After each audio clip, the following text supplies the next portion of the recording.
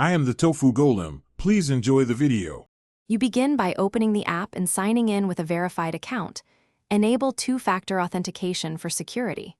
Once done, grant camera, microphone, and storage permissions so the app can capture and save footage. Make sure to test input levels. Aim for 75% peak to avoid clipping.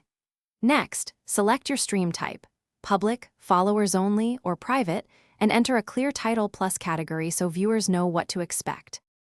You now configure detailed settings to balance quality and stability. Choose resolution and bitrate.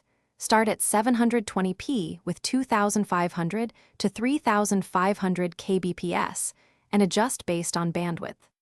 Then enable overlays like chat, donations, and moderation panels, and assign at least one moderator to manage interactions. Also set your latency.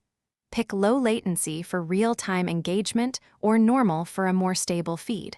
Always run a short preview to you hit go live and immediately announce your schedule and pinned rules so viewers know what to expect. While streaming, monitor analytics. Watch for dropped frames, CPU spikes, and network instability, and engage highlighted chat messages to keep momentum. If quality problems occur, take a calm corrective step. Restart the app, lower resolution to 480p, or switch to a wired connection for consistent bandwidth. As a final tip, keep a backup stream key and a second device ready to restore the feed quickly if needed.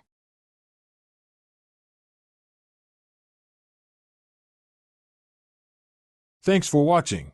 Consider subscribing if we helped you today.